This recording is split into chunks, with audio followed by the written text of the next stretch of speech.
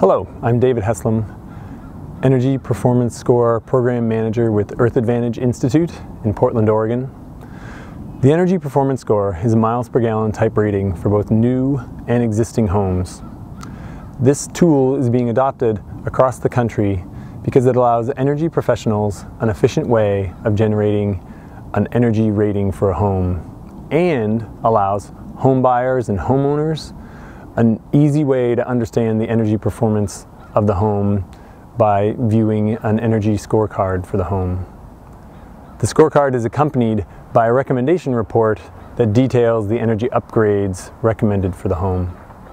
The Energy Performance Score, or EPS, measures a home's expected annual total energy use and the associated carbon emissions for that. It is an asset rating, which means that the score is based off the typical energy behavior of someone living in the home. It is not based on the specific behavior of the home's current occupant. This asset rating makes the tool good for home-to-home comparisons for home buyers looking to compare homes in the marketplace. For existing homeowners who want to understand the energy performance of their home, they can use the EPS as a yardstick and compare their actual utility bill information to the energy performance score and understand how their home is performing. Most homeowners and homebuyers know very little about how one home's energy use compares with another. A car has an MPG sticker that allows car buyers to see the expected fuel efficiency of that car before purchasing it. From the road, it would be easy to assume that these two cars have the same miles per gallon fuel efficiency. However, one of them is actually a hybrid. The hybrid technology is factored into the car's MPG, which allows car buyers to see that the hybrid car has lower fuel consumption. The miles per gallon sticker allows consumers to understand how much more fuel efficient one car is over another. Let's apply this car analogy to homeowners and home buyers. For example, we can't really tell how two homes compare in terms of their energy use and carbon emissions from just a curbside view.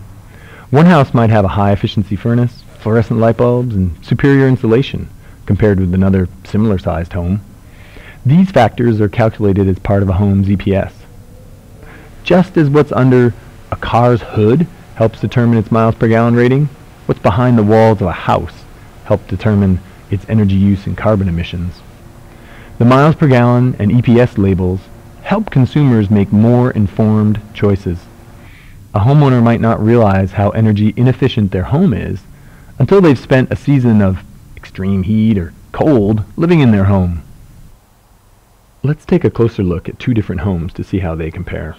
The first home was constructed in 1980 and is a 1,300 square foot, 3-bedroom home. It has an efficient furnace and a standard gas water heater.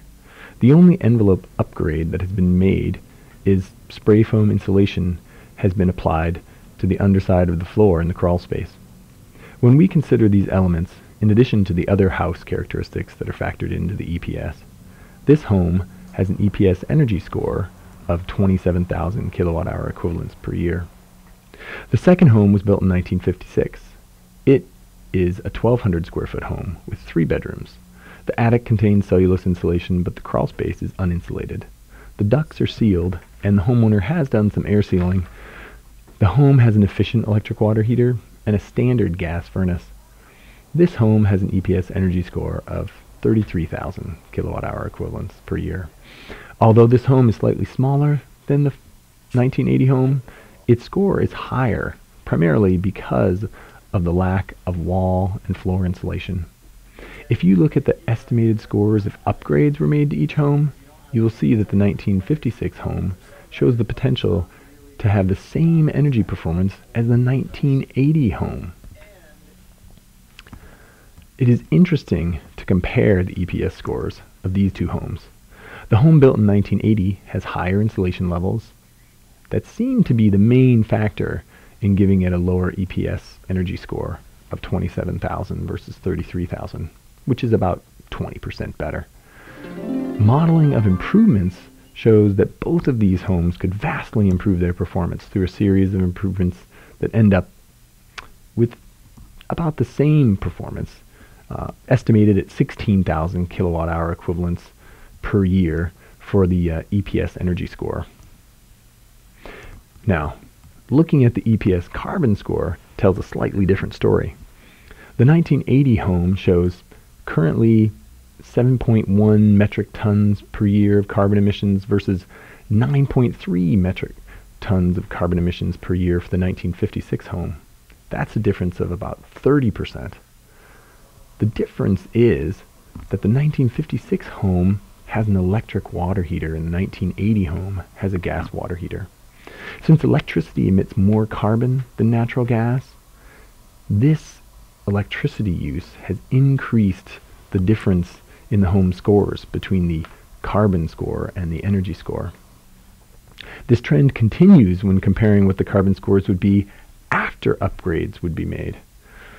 Although the energy scores for the upgraded homes would be the same, on the carbon side, the 1956 home would have a score 20% higher than the 1980 home. This is because the water heating fuel is still electricity rather than natural gas.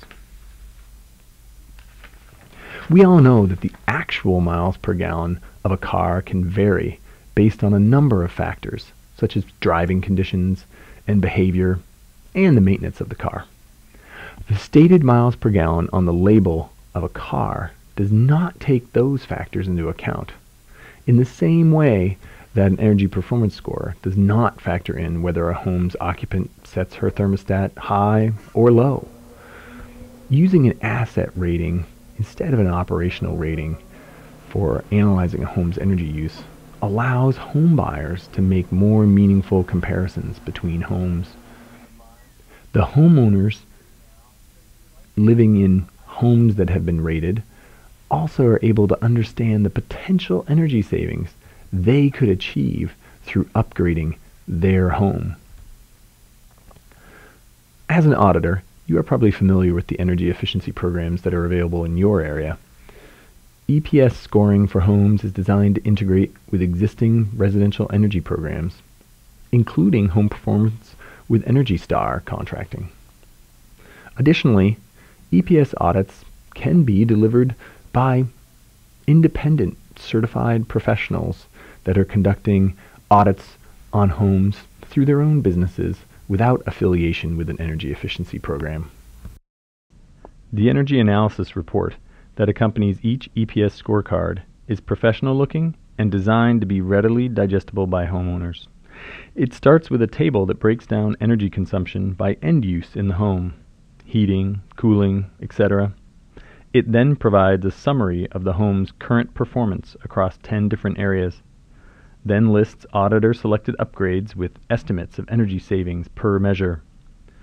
This standardized report requires the auditor's expertise in selecting the improvements it models and in determining the level of performance of the home as it currently sits. The software does not remove control from the auditor in that regard. The format provides room for short notes on each measure and extended notes where more detail can be provided, including the addition of images imported right into the body of the report. Additionally, this online software is well suited for mobile tools such as tablets and laptops with air cards. The reports are generated as PDFs and automatically saved in the auditor's cloud-based account. While still on site at the home, the reports can be emailed to the homeowner, or with a mobile printer at hand, the auditor can deliver full reports.